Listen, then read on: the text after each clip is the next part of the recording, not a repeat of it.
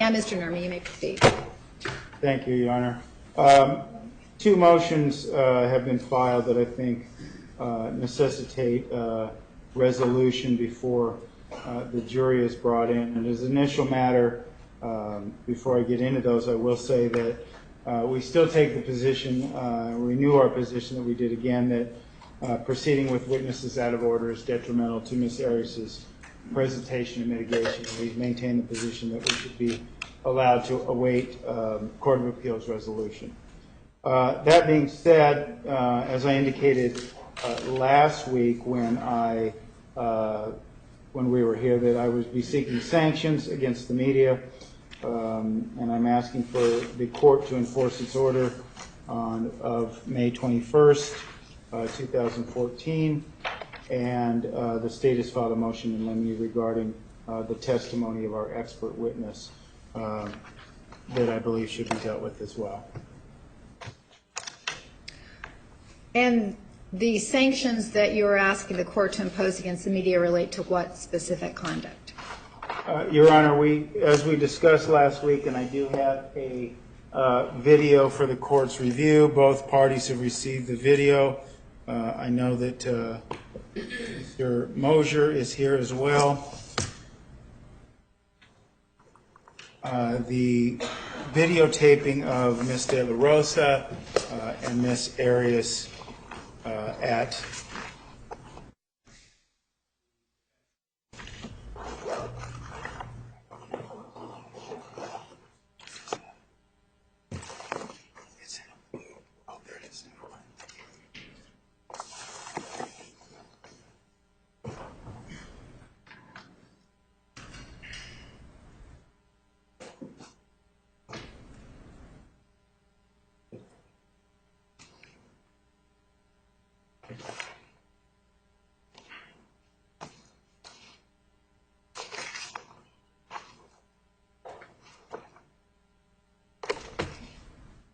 All right. I see that the motion is on docket. I have not received a copy of it. I have not reviewed it. I am not prepared to rule on the motion for sanctions. My understanding is from our public information officer that the camera man is aware of the rule and the court's position. That issue has been resolved. It will not be occurring in the future with regard to your request for a sanction. At this time, I'm not going to stop the proceedings to consider your motion. I will review it and rule in due course. With regard to the motion in limine, is that the motion you're discussing, Mr. Nurmi, that the state filed today? last night or today, I don't. I filed it last night at 6:30. Okay. I just received it this morning and I reviewed it. Is there any objection to the court granting the motion until we can have a hearing on the substance of the motion? Your Honor, I'll have to talk to my witness. I don't know that we would get to it today. I don't think the substance of the motion to dismiss, which is also the subject of the state's motion, will be something that we will fully be able to actualize for the court until the 21st. And I feel like the state is not in their motion, not provided any basis why they are seeking to preclude mitigation. There is not one bit of case law cited in the state's motion. So I would say I don't think it's well taken. We could certainly attempt to work around it today, but I don't think that that is a long-term feasible solution. Well, with regard to the motion to dismiss, what you're saying is you will not be prepared to proceed with regard to the substance of that motion until the 21st? Well, what I have done, Your Honor, is spoken with the forensic person working on the case and availabilities for Friday. He is not available this Friday. He is available next Friday. By my calculation, that is the 21st.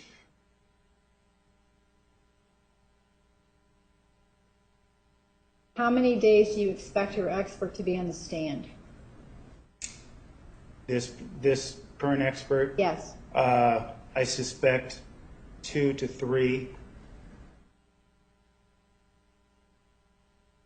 Probably close to 2 on direct. I'm not sure if it will finish this or not. With regard to the motion to dismiss, how long do you expect that hearing will take? I think it will probably be fairly lengthy in the sense that there is a plethora of evidence being uncovered by the computer experts as we speak. It will detail down to the minute when some of these deletions or alterations or access took place. I should say access modified or deleted to make sure we're clear in the verbiage here in terms of computer terms. Access modified or deleted down to the minute what was put on the computer based on Mr. Alexander's searches and what was put on the computer based on any viruses as is being claimed. So we will not have those answers until and in terms of being able to present it to the court on the 21st. And I think given the state's motion, it would appear that he would have a couple additional witnesses that he would be calling at that hearing. So I would imagine it would be a fairly lengthy endeavor. Mr. Martinez. The motion in limine goes to something more immediate. It goes to the witness that's going to testify today. I understand about the motion to dismiss and what they are claiming, but the motion in limine goes to the questions that may be asked of this witness. They are claiming that Mr. Alexander accessed some sites, some pornographic sites.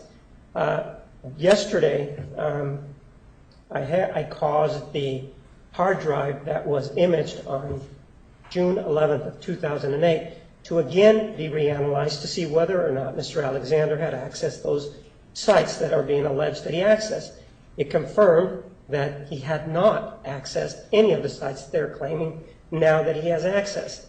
That is consistent with what their expert, Lonnie Dworkin, found with regard to that. So that goes to the issue then, well, can they start asking this witness whether or not she considered him accessing these particular websites? I would note that the computer that is at issue, that is Mr. Alexander's, was in defense counsel's possession back on June 19th of 2009, approximately between 2 and 5 p.m.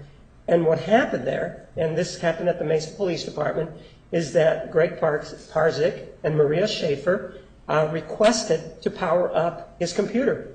They didn't have a power cord. Detective Flores, who was also present, provided the power cord, and they're the ones that powered it up. Obviously, I was there, so was Detective Flores, and we were just there to assist them, but not to get in their way, not to provide any advice. They also had an investigator who mentioned, well, this may be an issue if you powered it up, but they went ahead and they powered it up. So any deletions, modifications, or alterations that they are being complained about was done by previous defense counsel. So the issue then becomes, for this witness is defense counsel going to proceed and ask questions of this defense counsel as if the modifications were Mr. Alexander accessing the computer? If he does that, then it's a strategic choice that he does, as opposed to one where he didn't know where the information, in other words, how it actually happened. So I'm looking down the road so that there isn't the complaint that they're incompetent, but it's actually a strategic decision.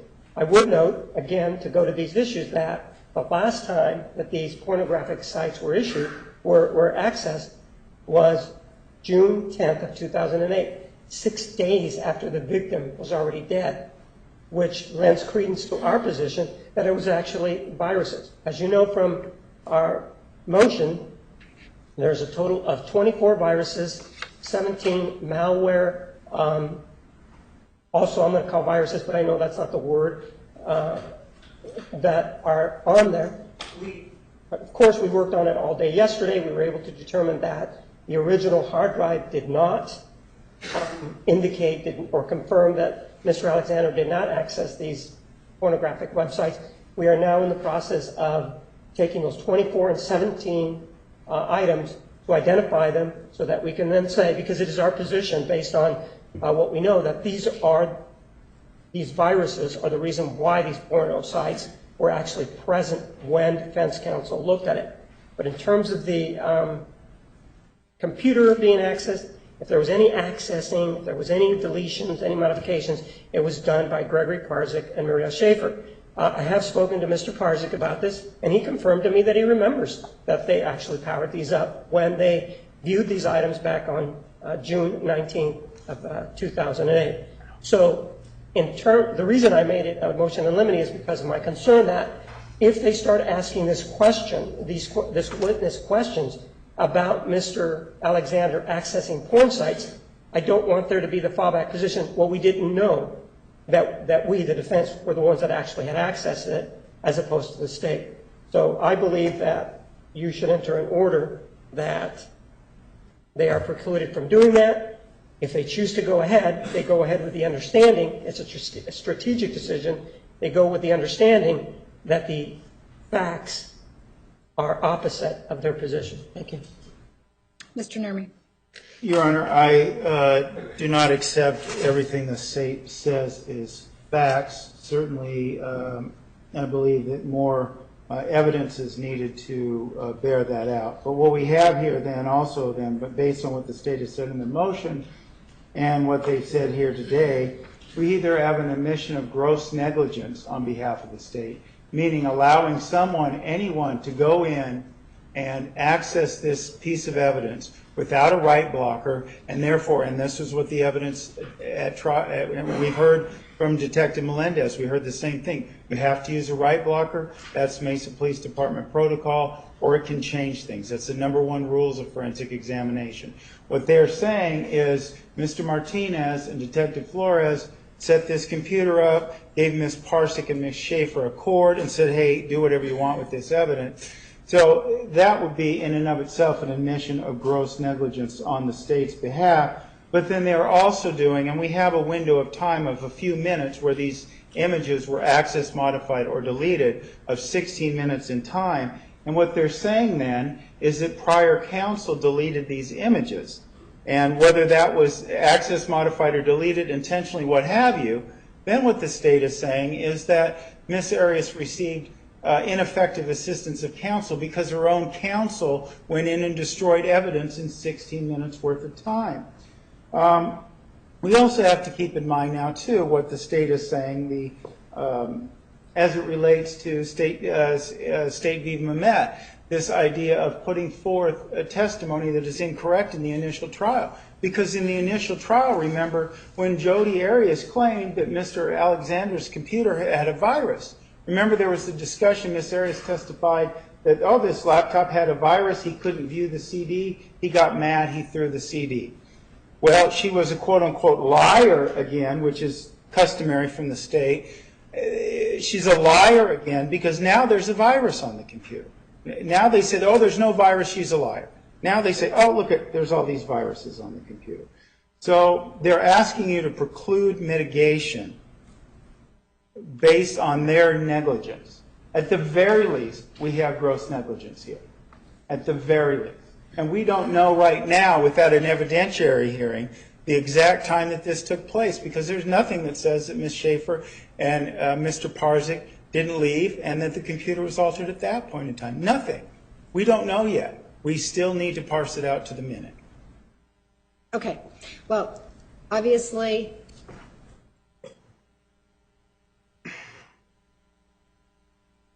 what happened that day is unclear. So I'm going to grant the state's motion in limine as to this witness with regard to this limited topic. If you believe another question related to this topic is appropriate, you may approach and we can discuss it at the bench before you pose it to the witness in open court. Okay. Anything else for today? In that regard, then, I'm going to ask that we be permitted to call witnesses out of order because we are now, again, precluding mitigation based on the state's, at the very least, gross negligence. We're precluding the expert to move forward and testify. All right. Well, your request to call witnesses out of order is denied. We're going to move forward. As we had discussed last week, there was no stay of these proceedings, and we're going to move forward. If this information is relevant, you may certainly recall this expert for the purpose of discussing this particular evidence if necessary. All right. Let's bring in the jury. May I ask that you inquire of the jury whether or not they've been exposed Yes. to any of these items. Obviously, when defense counsel filed his motion, it carried a lot of fanfare with it. Yes, I will ask. And Your Honor, I'd like to, I understand the court has at least ruled temporarily that the sanctions are not appropriate. We'd like to make this part of the record as an exhibit to the sanctions and ask the court to view it and reconsider its ruling.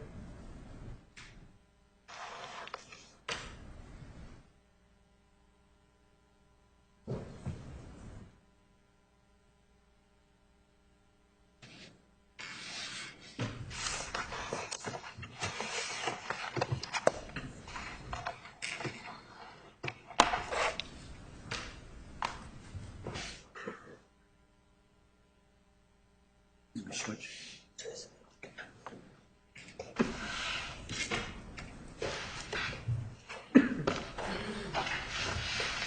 All rise for the jury.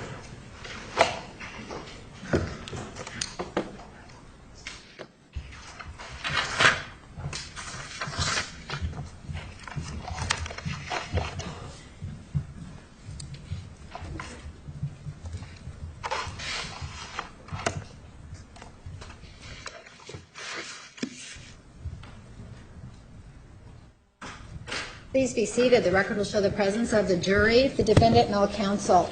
Good morning, ladies and gentlemen. Did any of you read, hear, or see anything about this case in the media? If so, please raise your hand. Did any of you read, see, or hear anything about this case in the media? I see no hands. Did anyone attempt to speak to any of you about this case? Did anyone attempt to speak to you about this case?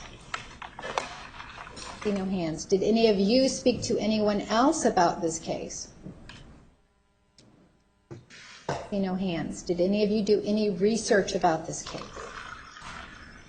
I see no hands.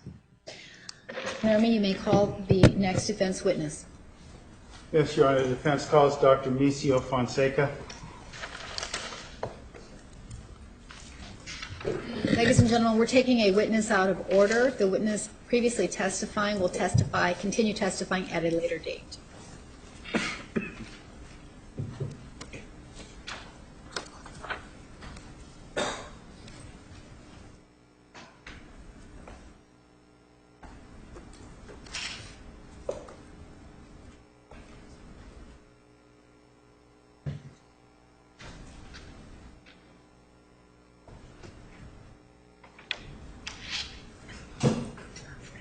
Just go right up there. Raise your right hand. Do you solemnly swear that the testimony you are about to give is the truth, the whole truth, and nothing but the truth, so help you God?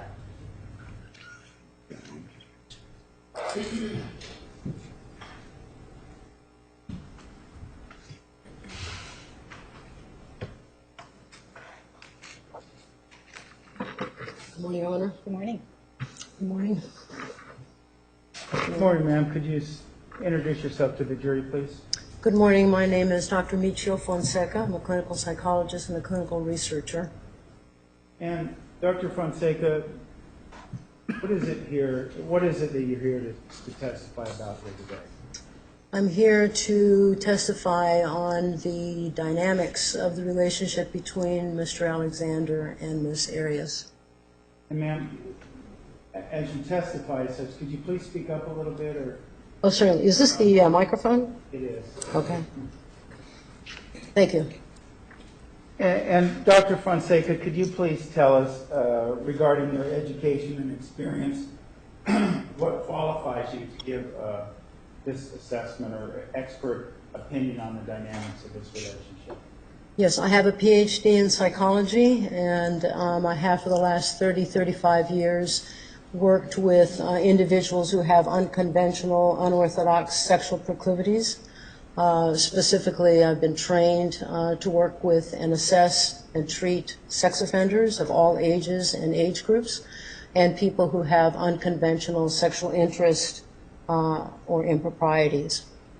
I've also attended a number of different conferences specifically for my area of expertise, and I also consulted with Dr. John Money at Johns Hopkins University for a period of about 13 years in the area of paraphilia, which is a $20 word to describe people who have unconventional sexual proclivities.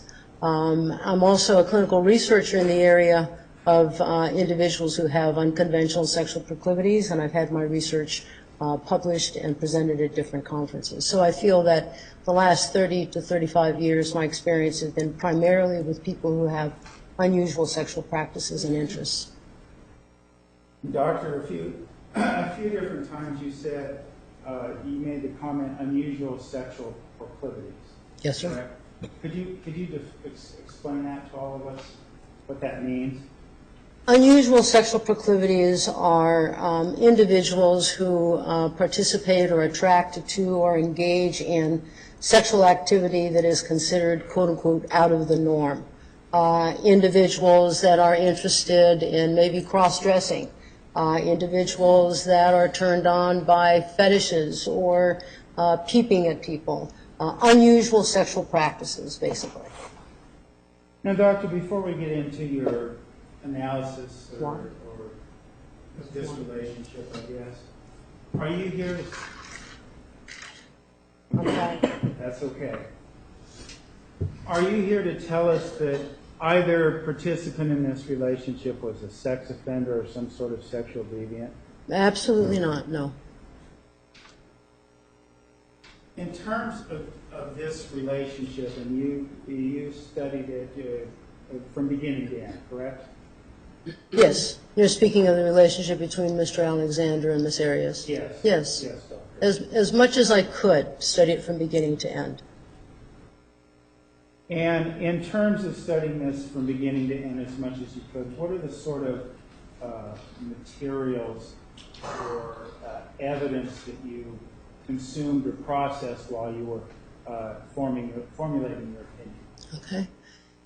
The case has generated a voluminous amount of information, so I really doubt seriously that I've seen every piece of information that's regarding the case, but I reviewed a voluminous amount of information with regard to court testimony, journals by Mr. Alexander, journals by Miss Arias, video clips of Mr. Alexander making presentations, video clips of the siblings speaking to the jury in the last trial, listening to the testimony of Miss Arias, the experts.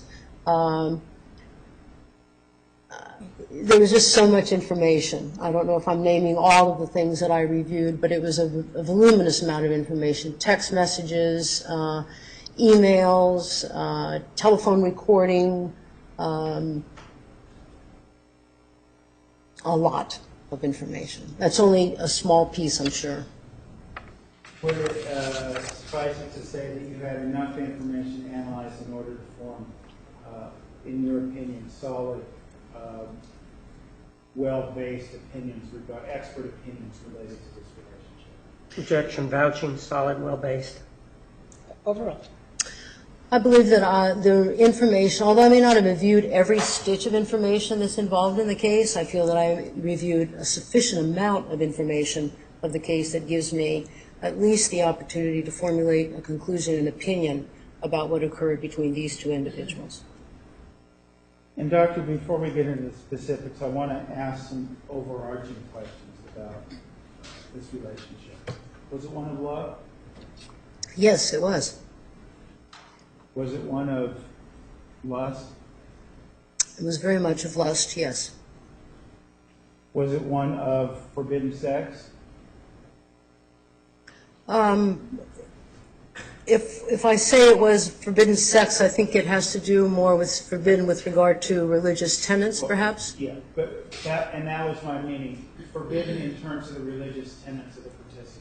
Yes, it was.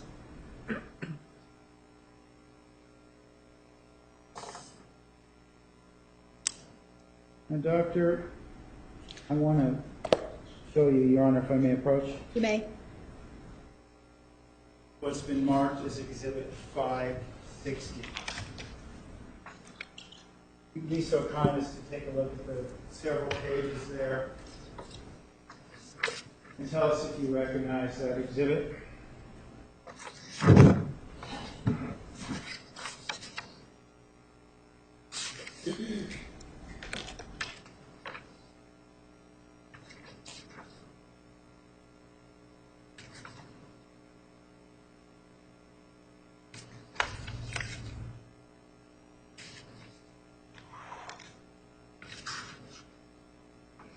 I do. And could you explain to us what that exhibit contains? This exhibit, number 560, is a number of emails, a few emails that were written by Mr. Alexander to Mr. Chris Hughes, who is a very good friend of Mr. Alexander, and his wife, Miss Sky Hughes, who's also a good friend of Mr. Alexander, and also emails from Miss Sky Hughes, wife of Mr. Hughes, writing to Mr. Alexander, and Mr. Alexander responding to both Mr. and Mrs. Hughes. And in terms of the, not asking about the content, but when were these emails sent? These emails were sent in January of 2007. One is dated Monday, the 29th, from Mr. Alexander, the 29th of January 2007. Another is from Ms. Sky Hughes, Monday, January the 29th, January 29th, 2007. And one from Travis dated January the 30th, 2007. And Dr. Fonseca, is this something that you relied upon in formulating your opinion about this relationship? I did. Are we moving for the admission of Exhibit 560? No objection. 560 is admitted.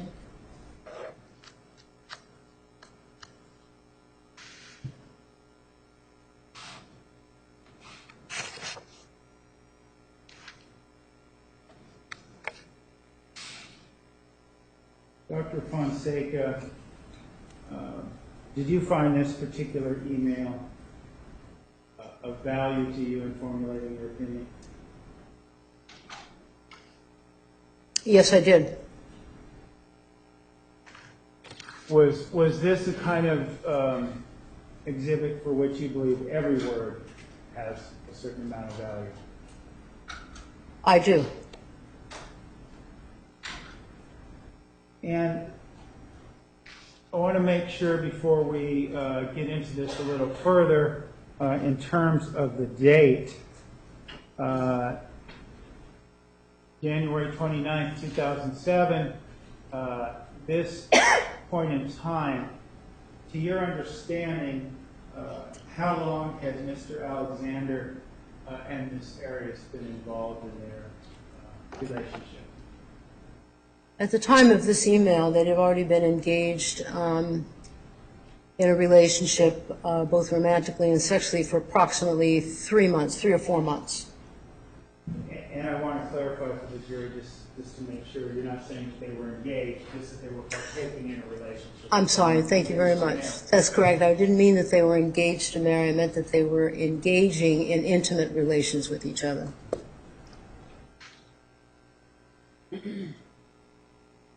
And if I may approach again, Your Honor. You may.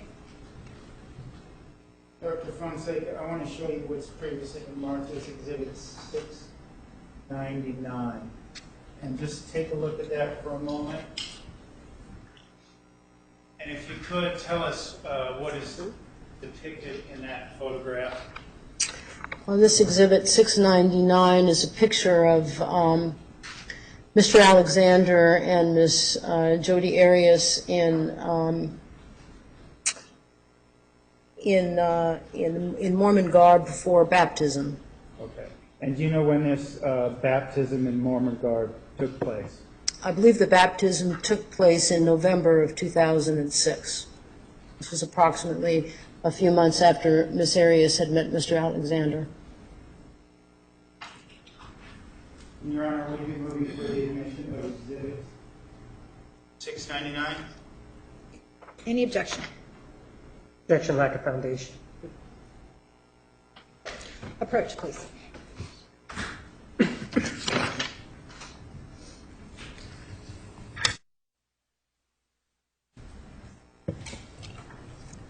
Doctor, let me ask you a few more.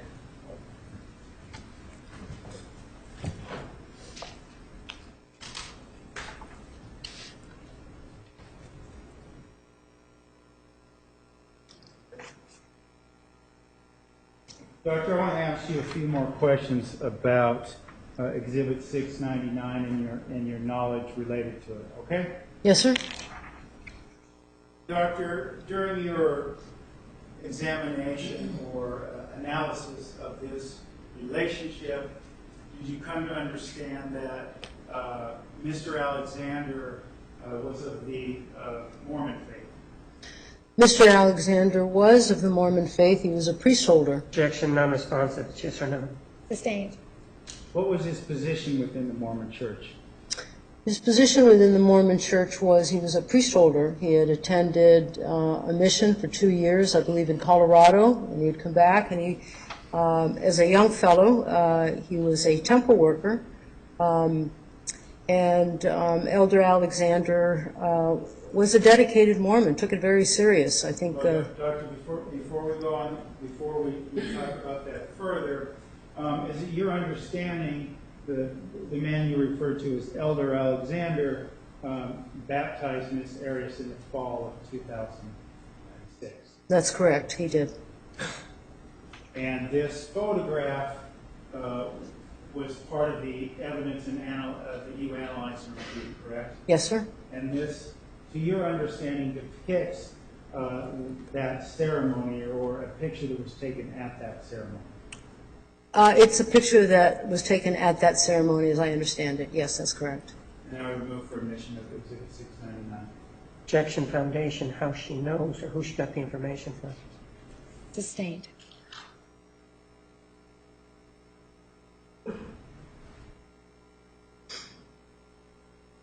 Doctor, how did you come to understand what this was? I came to understand this was because this was given to me and with the voluminous of information that I was given on the case and explained that this was a picture of Miss Arias' baptism. We go for its admission. Lack of foundation, who gave it to her? We need a name. All right. Do we approach? You may.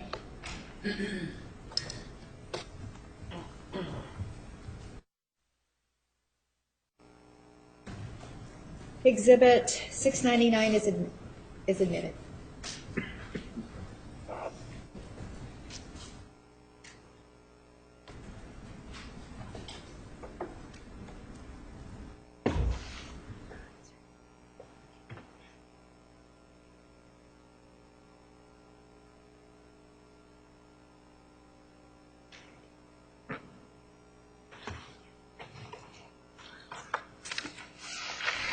$6.99 is admitted. Thank you. Publish. You may. Doctor, this is the photograph, 699. Can you see it there? Yes, sir. On your monitor? Okay. Going back then to a few moments ago, this baptism took place in November 2006, right? Yes, sir. And part of what you were telling us is that this happened, this would have been, 6, 7 weeks after they met? Or, well, a couple months, I should say. Correct? Yes. And you started to tell us a little bit about your understanding of Mr. Alexander's involvement, a role, if you will, in the LDS Church. That's also an acronym for Mormons, correct? It is. And his involvement in the Mormon Church. Could you explain that to us, or why you know this, what you've reviewed that describes his involvement in the church? What I have reviewed is emails, interviews by three friends that were interviewed of Mr. Alexander, who spoke about Mr. Alexander being a dedicated Mormon, being present every Sunday morning in the first pew, dressed in a suit. In his speech, in his language, he spoke with Scripture. What I would term, I guess, Scripture English, in terms of when he's speaking, he intertwined or interweaved Scripture. He talked about, Mr. Alexander indicated that his grandfather spoke in that fashion, and he just picked that up. He was, when I say he was dedicated, I'm saying that he was an active Mormon. He participated in the temple.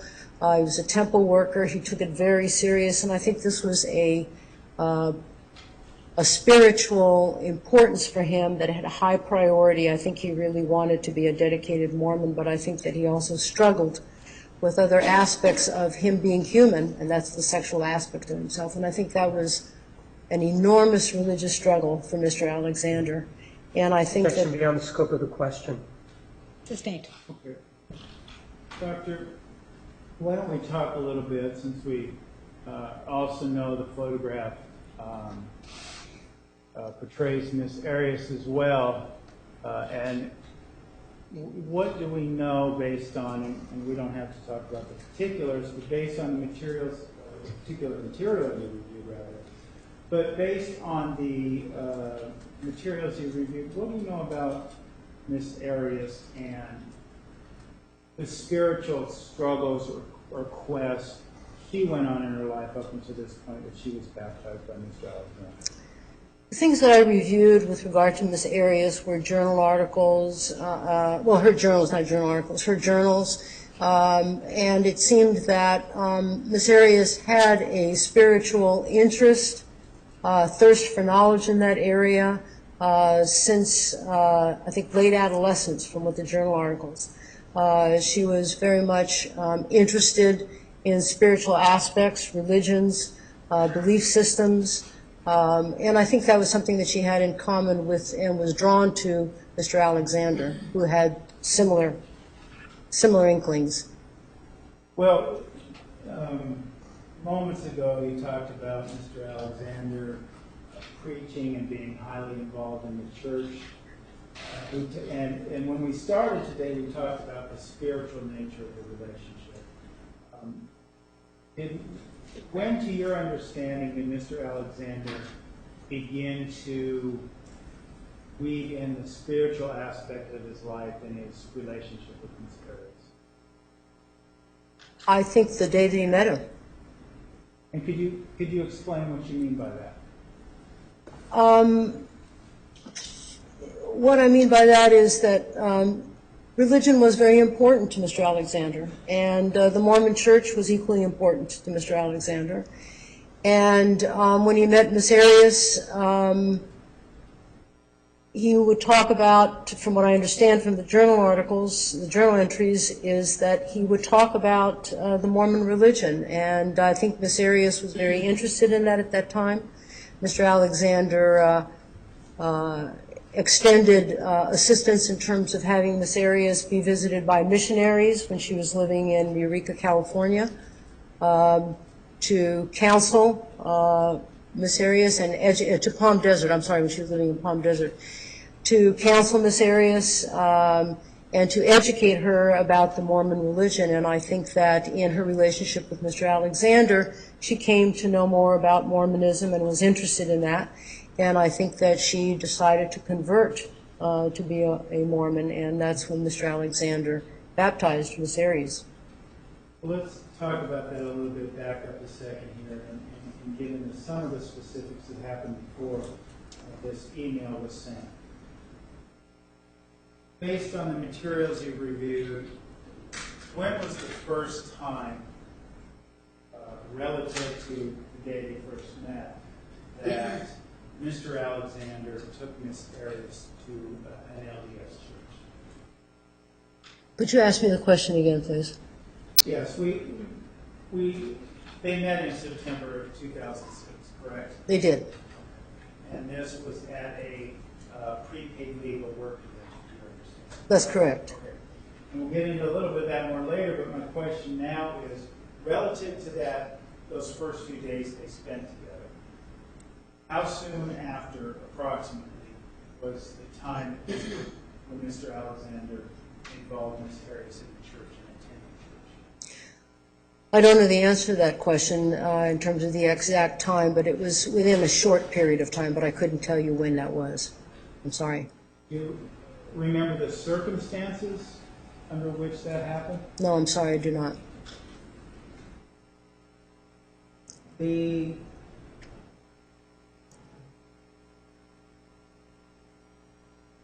mentioned the missionaries coming to her house in Palm Desert, correct? Yes. Just want to clarify. And do you know how long relative to the meeting that took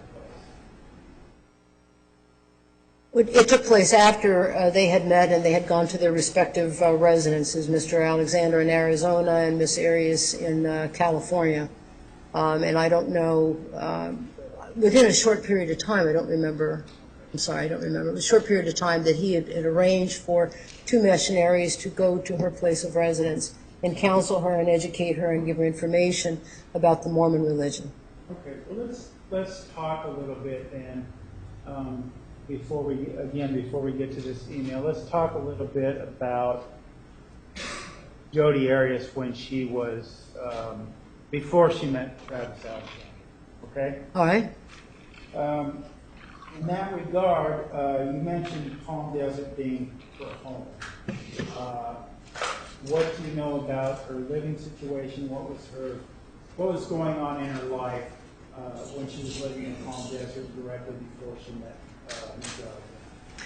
Miss Arias at the time was living with Mr. Darrell Brewer, a gentleman that she'd been involved with romantically for a period of approximately 4 years.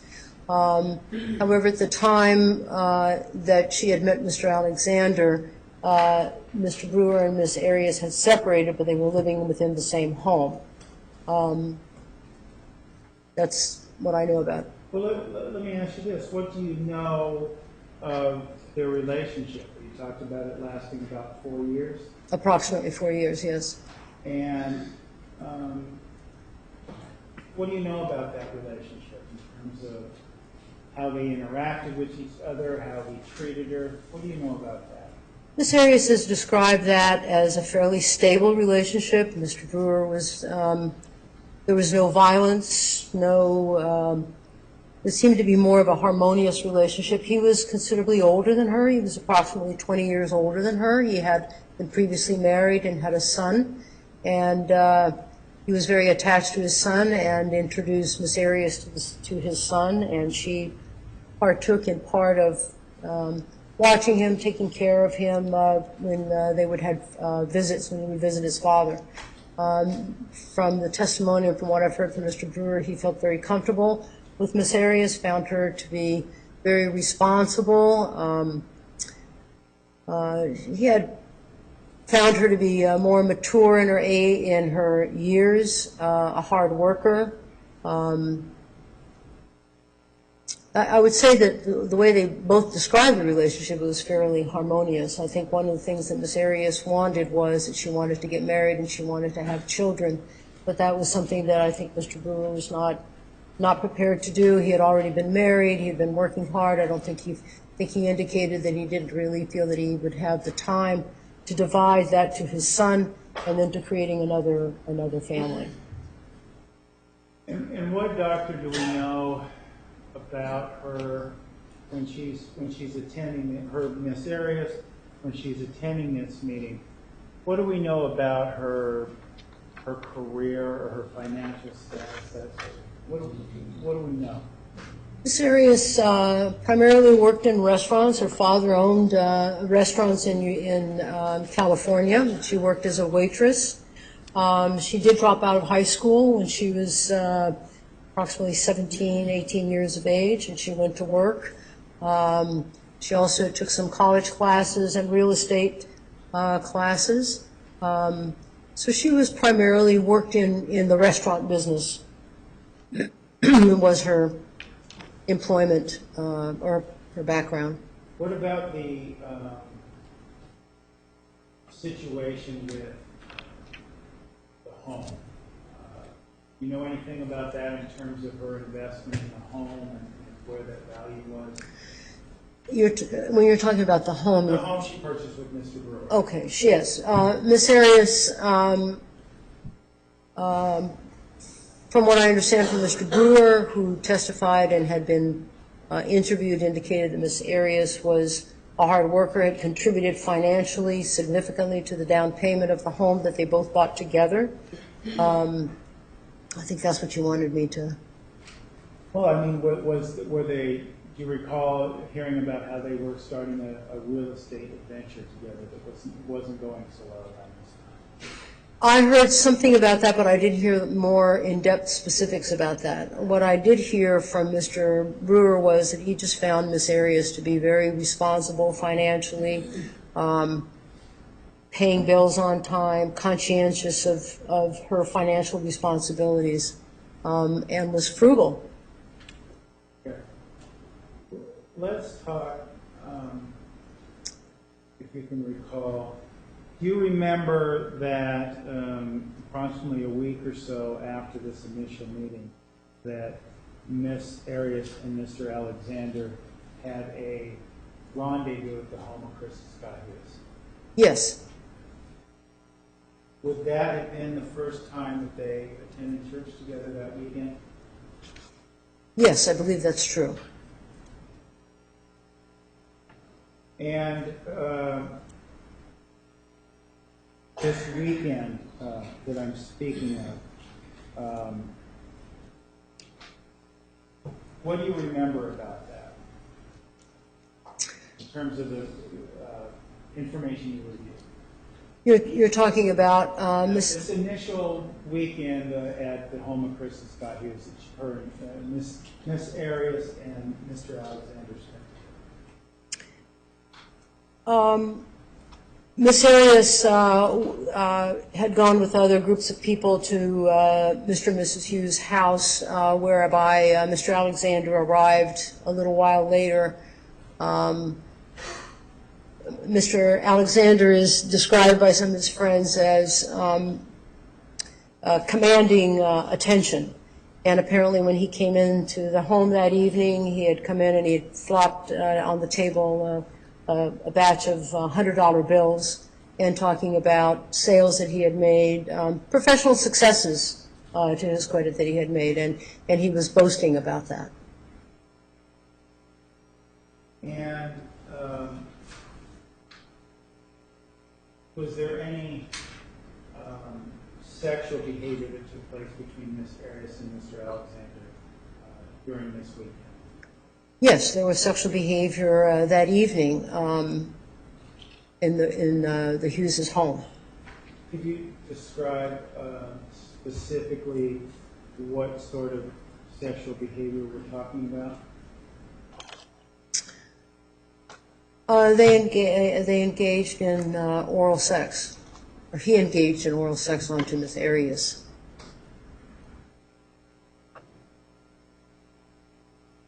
And prior to this photograph being taken, do you know of any other sexual behavior having taken place between Miss Arias and Mr. Alexander? There were sexual behaviors that they had engaged in before the baptism.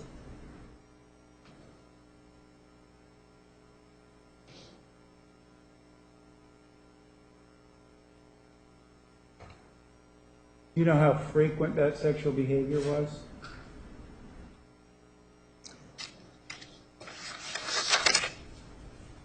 You're talking about before the baptismal or just in general? Before the baptism. I think there were a few encounters, of intimate encounters with each other that involved oral and anal sex.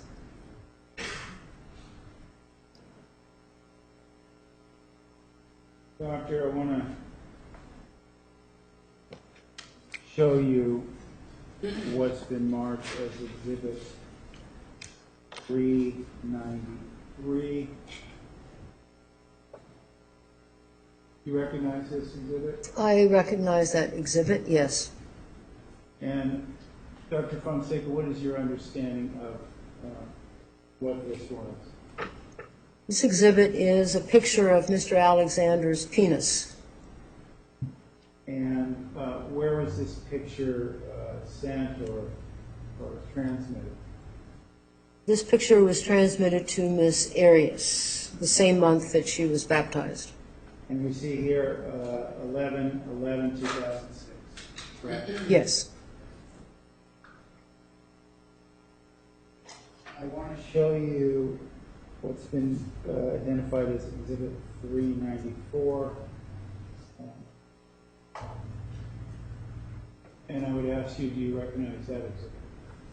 This also is an exhibit of Mr. Alexander's genitalia that he sent to Ms. Arias the same month, apparently, 11/11/206. And Doctor, based on your review of this case and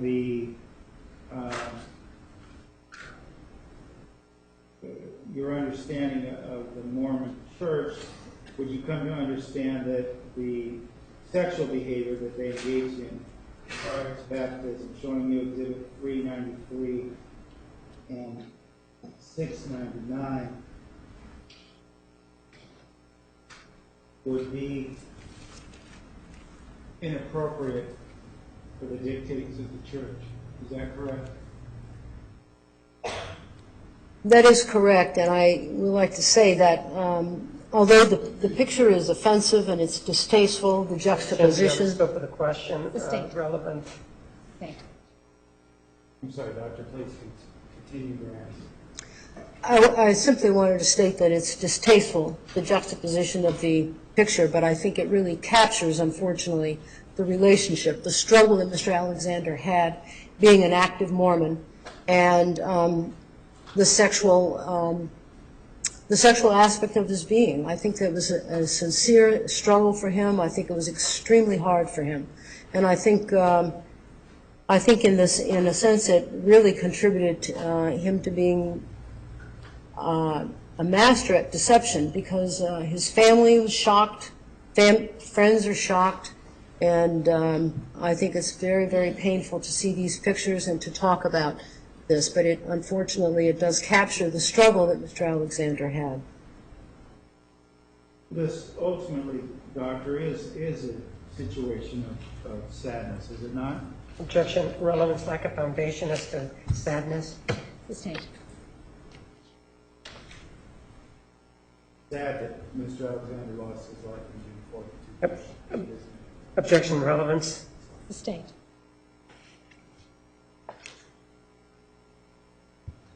Going back to Exhibit 560.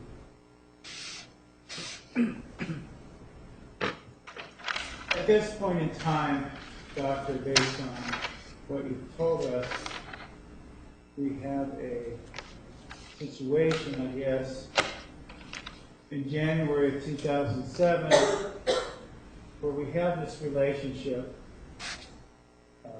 one of inner conflict and struggles are apparent, at least in Mr. Alexander's behalf, correct? Oh, yes, and I think there's a lot of evidence of that, yes. Okay. And is some of that evidence in this email here? I believe it is, yes. Okay. Well, I know you told us before that every word is important, but I want to focus our discussions today on a few sentences out of here, out of this email, or these emails, I should say, and kind of bring particular attention to them, okay? Yes, sir. And explain to the jury what these statements mean to you, if you could. Yes, sir. There is a sentence begins, she also mentioned. See that? I think that's the fourth line down. It's to the right. She also mentioned, yes. Okay. And could you read that for us, Doctor? Sure. This is an email from Mr. Alexander, and the subject line is entitled, "You Crossed the Line." Beyond scope of the question, she was asked to read the question. Read the sentence. Doctor, why don't we just focus on reading that particular sentence and we'll go back. Okay. That particular sentence says, "She also mentioned that in the last 3 days have been a discourse on how I am a jerk, how I am abusive to women, and that she is blind to the type of person I really am."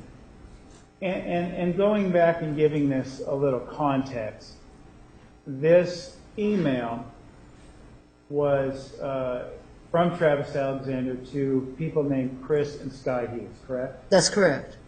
And we heard a little bit about them in prior testimony. But what is your understanding of the relationship that Mr. and Mrs. Hughes had with Mr. Alexander?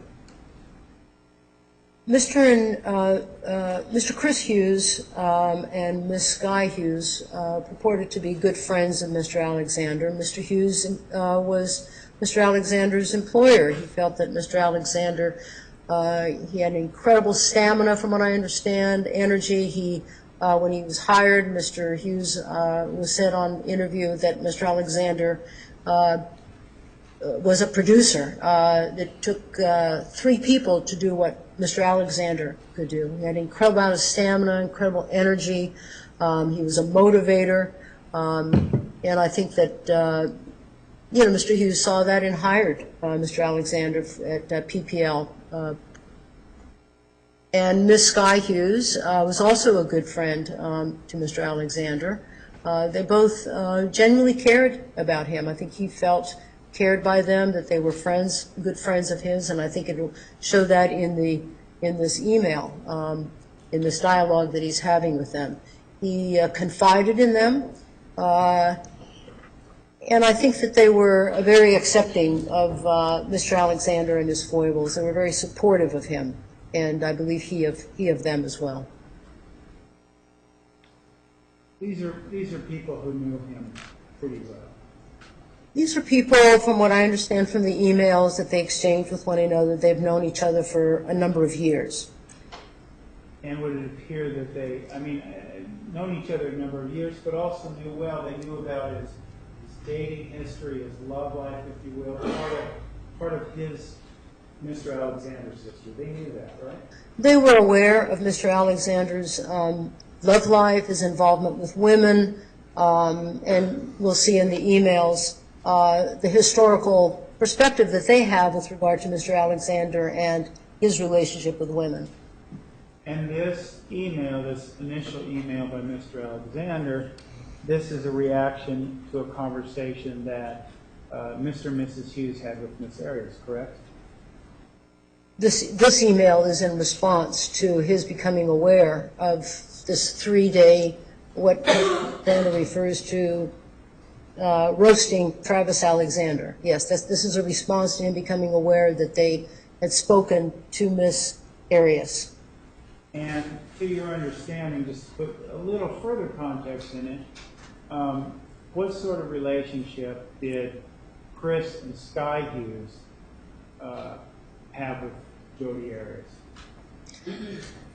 Well, from what I understand from the emails initially, it appeared that they were very fond of Miss Arias. They thought that she was a great gal. You'll see in some of the emails, Miss Sky Hughes talks about that if this is the woman that Mr. Alexander loves and wants to marry, that he should be more public about that. So I think that they were also in defense. As part, you'll see a part of the response in one of these emails that Mr. Hughes has to Mr. Alexander, where he expresses that he cares about Jodi. He didn't want to see Miss Arias to be hurt. Felt that Miss Arias might be, as Mr. Hughes says, another one of T-Dog, which is a nickname that Mr. Alexander used to refer to himself, as well as talk in the third person. Will be with women. So you'll see Mr. Alexander being referred to as T-Dog. It's almost like a Jekyll and Hyde. Travis is one and T-Dog is another. And so when they're talking about T-Dog, they're talking about Mr. Alexander's relationship with women. And just, you brought up the Jekyll and Hyde, because I know some people, and I'm one of them, get confused. Dr. Jekyll in this case would be Travis, and Mr. Hyde would be T-Dog. That's correct. And this, what we read here, ultimately, this sentence really is a description of some time Miss Arias spent with Mr. Sky Hughes and some of the discussions they had about Mr. Alexander. Right? Yes. Okay. I want to turn your attention to a sentence. It is about 5 or 6 more lines down, also begins with she. It says, she also mentioned that you were continually calling her Deanna. Do you see that? Yes, sir. Okay. And just before we move forward with the questioning, she, would that be Miss Arias? In Yes. this email. Okay. Could you tell us, before we start discussing the implications of this sentence or what this means, who is Deanna? Miss Deanna Reed is a young woman who was involved with Mr. Alexander for a period of time. They had terminated a relationship at the end of 2005, and then 9 months later is when Mr. Alexander met Miss Arias. Miss Reed is a young woman who, although on the periphery, has always been present, even though they had terminated the relationship. She was also an individual who was very supportive of Mr. Alexander, loaned Mr. Alexander money, did things for him periodically throughout the time, even though they were not in a romantic relationship. Let me go back a little bit, Doctor, if we could, to fill in some of the history. Do you recall about when Mr. Alexander's relationship with Ms. Reed began? Yes. Ms. Reed testified and has reported that they met in 1998, but they didn't get into a relationship until approximately the year 2000. They were both living in California at the time, and they were dating, and shortly after they met, Ms. Reed went on a mission for a period of time, and during that time they had been separated, but they apparently had been corresponding, and when she had returned from the mission, they had separated at that time, and they were seeing other people, and then they seemed to come back together. I think Ms. Reed said she saw Mr. Alexander a couple of weeks after she returned from the mission, and then they began dating a couple of months thereafter, and they were in a relationship until the end of 2005. And you base this on the words of Ms. Reed herself in testimony and interviews, correct? Yes. And as it relates to this relationship, did Mr. Alexander and Ms. Reed, to your understanding, have a sexual relationship? Yes, and initially Ms. Reed was asked that and denied that, but later acknowledged that yes, in fact, they were sexually active. A foundation as to when she denied, by whom and to whom. Thanks. Under what circumstances did Ms. Reed initially deny having a sexual relationship with Mr. Alexander? I believe in testimony. And later, when you said later she admitted it, when did she later admit it? I believe when she was interviewed by the defense and in testimony as well. Now, as it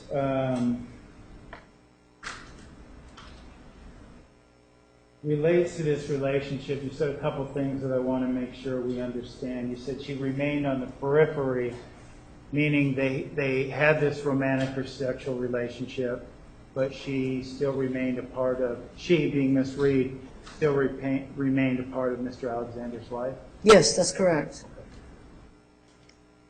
And now, under that, to your understanding, were Miss Reed and Mr. Alexander ever engaged to be married? Well, that was certainly a topic of conversation of Miss Reed and wanting to get married, and it was difficult for Mr. Alexander to commit to that. Well, let me ask you this then, so we can have some understanding, a better understanding of this sentence. Why would it be, I don't know, considered funny or appropriate or what have you for anyone to compare Jodi Arias, who was dating Mr. Alexander at the time, to Miss Reed?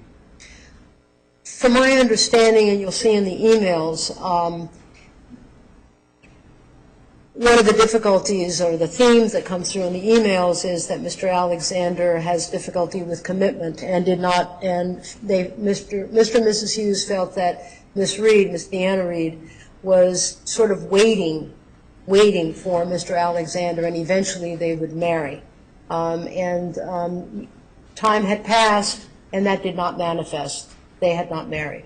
And so when they're talking about continually calling her Deanna, it was meaning Miss Arias, calling Miss Arias Deanna. I think it was in reference to that when they were having this 3-day, what Mr. Alexander called Travis Alexander roast, they were encouraging her to move on, not to wait for Mr. Alexander, otherwise she was going to be like Miss Deanna Reed, just kind of waiting, and they never marry, and the relationship doesn't materialize into a marriage. And so they were, by calling Miss Arias Deanna, it was in reference as though she's going to be like Deanna, just sort of waiting and waiting and waiting, and nothing really happens. Nothing meaning marriage. Nothing meaning marriage, that the relationship doesn't really go into a lifelong commitment to each other as a marriage. And as it relates to this email and this interaction, we're at a point now where Miss Reed and Mr. Alexander have been involved in some capacity for 7 to 9 years. I mean, obviously excluding the time of remission, but they've been involved in a pretty long-term relationship over close to a decade. Yes, that's correct. The next sentence I want to ask you, it says, to some in the past 3 days you were beating in her head that I am a broken person that is effed up in the head who needs counseling, that I am extremely abusive to women, and the fact that she is interested in me proves that she has her own head problems and needs counseling too. Yes. I understand as a psychologist, things like effed up and head problems aren't official diagnoses. Not that I'm aware of. Not that you're aware of. All right. But what I want to make sure, I wanted you to provide us with an understanding of what this sentence means to you, what's kind of going on in terms of the dynamics of this relationship. I'm confused by your question. I'm not sure we're talking dynamics of which relationship. Well, the relationship between Miss Arias and Mr. Alexander, right? We have these good friends of Mr. and Mrs. Hughes, good friends of Mr. Alexander, talking about him being effed up in the head and extremely abusive to women. I mean, how does that relate to this relationship, I guess I should say?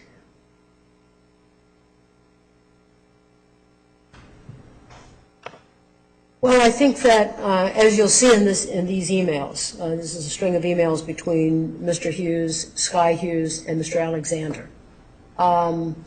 That when it says, to sum it up, the past 3 days you were beating in her head that I'm a broken person that is effed up in the head who needs counseling and I'm extremely abusive to women. Miss Arias had gone to confided in Mr. and Mrs. Hughes about how she was feeling that Mr. Alexander was treating her. Miss Sky Hughes validated her pain, what she was experiencing, and that it was abusive behaviors. You'll see that in the emails that Miss Sky Hughes talks about. Mr. Alexander is mean to girls. I think that's an exact quote. And so I think they were aware or were seeing some dynamic that was going on between Miss Arias and Mr. Alexander, and Mr. Hughes says it in the email that he was afraid that Miss Arias was going to be one of Mr. Alexander's victims, and that's why they were counseling her. And so I think they were wanting to, as Mr. Hughes indicated, wanted to prevent, to salvage was his term, to salvage Miss Arias in this relationship that he felt was that there was abusive dynamic there. And so I think that's what that sentence means to me.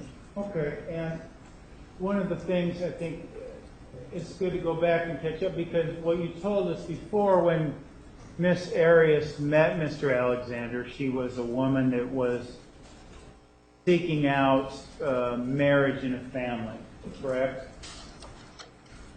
Well, I don't want to say that she was seeking that out, that's the high goal, but I think that that was in the realm of her that she wanted for herself in her life, to meet a fellow, to marry, to have children. This was what she had desired for herself. And this is such a desire, if you will, is consistent with the teachings of the Mormon Church, correct? Rejection like a foundation. Sustained.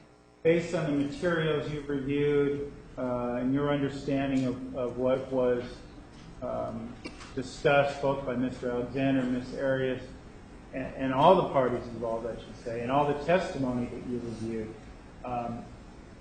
would it be your understanding that this marriage and family dynamic is consistent with Mormon values? It is. Now, so getting back to my question then, in January of 2007 then, we have a young woman who has been baptized, correct? Yes. And she's in a relationship of some sort with Mr. Alexander, who is also a Mormon, correct? Yes. And based on the, what we see later on the emails and the teachings of the church, one of the designs of this courtship, if you will, would be marriage, correct? Yes. Okay.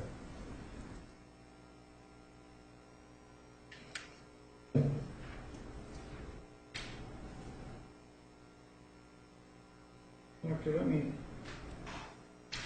draw your attention to the second page of this email. Can you see that okay? Yes, sir. Font there for you? Yes, sir. Okay. I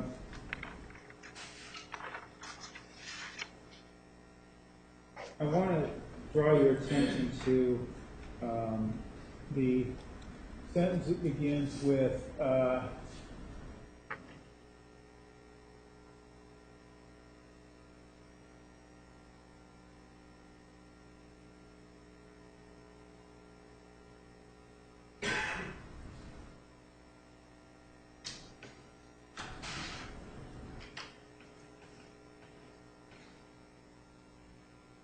forgive me, doctor.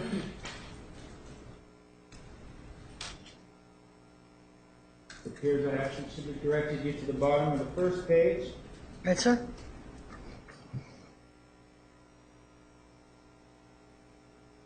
I want to draw your attention to the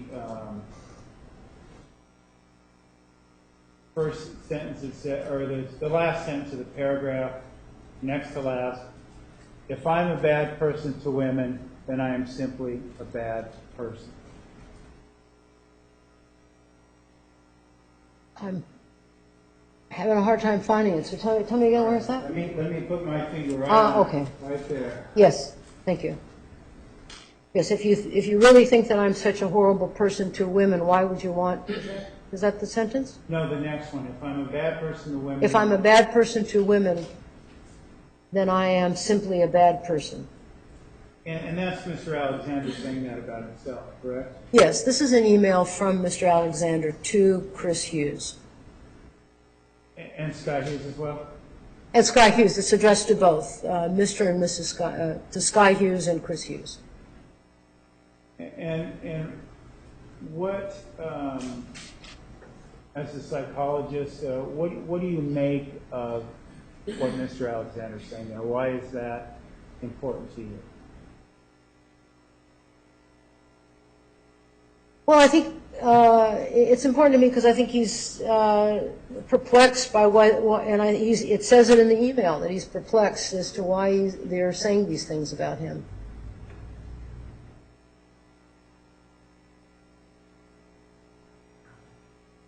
Now I'm going to draw your attention Okay. to the next page.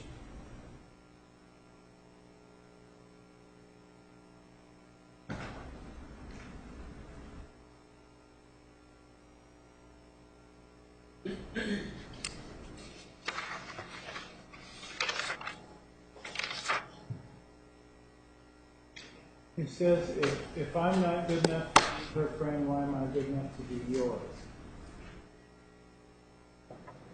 Yes, sir? What do you make of that? Are they're still his friends, but it seems critical of his behavior in relationship. Yes. I think he's confused about that. Might feel it's somewhat hypocritical, you know, because in this email that he's writing to Chris, and in other emails that you'll see in this a series of emails, Mr. Alexander talks about being hurt about some of the things that these individuals are saying. And I think he's confused as to, if you're my friend, why are you doing this? Why are you saying this? And he essentially says this in the email. So, Doctor, are we seeing a bit of evidence in terms of this sentence and this distinction? A bit of that Travis T-Dog kind of split, how he is as one part of him and how he is in the context of certain relationships. Yes. I want to draw your attention now to the beginning of the second paragraph on this page. The part that begins after the comment, you see it there, I am not mean to Jodi, I adore Jodi. Yes. One of the things that was discussed earlier, brought up, is this idea of genuineness, I guess, if you will, of the love, of the affection that Miss Arias and Mr. Alexander might have had for each other. And you testified earlier that you saw that there was love and affection in this relationship, correct? Yes. And is this an example of that? Yes, there are emails throughout and in the writings and text messages and emails that Mr. Alexander talks about caring about Jodi, loving Jodi, and it's evidenced here when he says, I adore Jodi. In fact, that if it has ever been easier to be nice to someone as it is with Jodi. So he has professed caring about her, loving her, all the way up to in May of 2008, where he writes that to her. He sends an email stating that. And I think that, too, has been a struggle for Mr. Alexander. The fact that he cares about Miss Arias, who apparently is not... It's actually beyond the scope of the question. Well, let me ask you this, Doctor. We believe, at least at this point in time, and at many points in time through this relationship, Miss Arias, and it's not necessarily evidence in this email, it's evidence about things we'll talk about further in the future, but there's a lot of evidence that suggests that Miss Arias also loved Mr. Alexander. Oh, yes. Yes. And that also is clear in one of the emails that Ms. Hughes writes to Mr. Alexander, stating that Miss Arias really loves you unconditionally, sees these rough edges. That's how they describe Mr. Alexander himself. He describes himself being rough around the edges. And Ms. Hughes talking about how much Jodi cares about Mr. Alexander, and that it's unfortunate that Mr. Alexander has been so closeted with regard to his relationship with Miss Arias. The next part I want to draw your attention to is right after the sentence about referencing her as Deanna again. He talks about, I went from intrigued by her, and again, her being Jodi Arias, correct? Yes, I see it. I'm sorry, I couldn't find it. Oh, I'm sorry. I found it. I found it now. Thank you. I went from intrigued by her, Jodi Arias, to interested in her, to caring about her, and realizing how lucky I would be. I says deeply to realizing how lucky I would be to have her as part of my life forever. Yes. Those are pretty powerful statements, aren't they? Objection, relevance, lack of foundation. Overall, to me. Yes, they are relevant, and it's clear that he is speaking about how much he cares about her, and in the last part of that, when he's talking about, I would like to have her as part of my life It should be forever. on the scope of the question she was asking. That was a deep statement. Faint. Well, what is this portion of the question where he says, I want her in my life forever? That means, does that mean you maybe he's thinking about marriage? That That's a means, speculation. Sustained. What does it mean to you when he says, I want her as part of my life forever? Objection, speculation, relevance as to what something means to her. An expert giving an opinion. Overruled. Overruled to me answer. it sounds like it's suggested of a long-term commitment, long-term relationship, possibly marriage. I mean, the line of, I would like to have her as part of my life forever. I mean, it could be that he just wants to be friends with her, but it's certainly not describing that when he says, I went from intrigue to her, to be interested in her, to caring about her deeply, to realizing how lucky I would be to have her as part of my life forever. So using this time as a benchmark then, just before we go any further, we have this relationship of two people who love each other and who share a common faith, and who at least one of them is thinking about making a long-term commitment to the other, correct? So it appears. So it appears.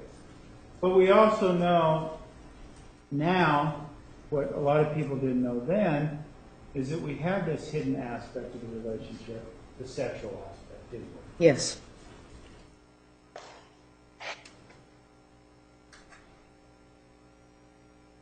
Let me talk about, there is a sentence that begins, I'm scrambling and worrying and receiving intense outside pressure. Do you see that? Yes. From so many sources to fix myself that I'm about to have a nervous breakdown. Yes.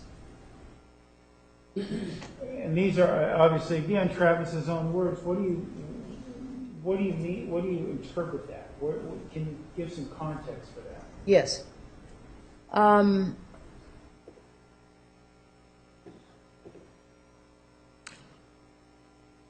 From what I had reviewed in different emails and text messages and journal entries and emails to other women that Mr. Alexander had communicated to, and that Ms. Guy Hughes and Mr. Hughes talked about that there was a period of time there that Mr. Alexander was extremely distressed, very stressed. They were very worried about him, as a matter of fact. Ms. Arias was worried about him.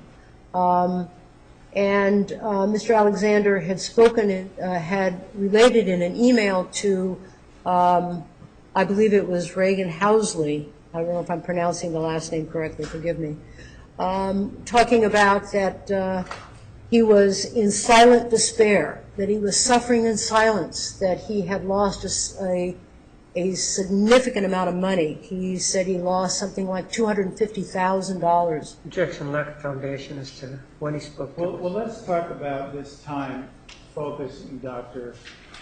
2007. Yes. And forgetting the specific details, but we know, based on this, we have a man who's, even in January of 2007, is having some sort of stroke.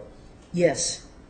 And that there is a lot of, I mean, we could take the words for themselves, there's a lot of external, intense, outside pressure to fix himself. Yes. Do we know what fixing himself is? Do we know what those pressures are at this point? Well, there were different pressures that he was... Beyond the scope, she's asked yes or no. Faint. Do we know? We can surmise from his words of the email, Okay. from emails to other people, text, what his worries were. Finances was one. The other, Objection, pressure of lack getting foundation. married. Same. Surmise. Same. Sorry. Dr. through your review of the materials, you understand that financial issues were also an issue for Mr. Alexander, correct? Most Objection, lack significant. of foundation, when, dates. Okay. May we approach? We're going to take the morning recess. Ladies and gentlemen, 10 minutes, please, 10 minutes. Remember the admonition, you are excused. All rise for the jury.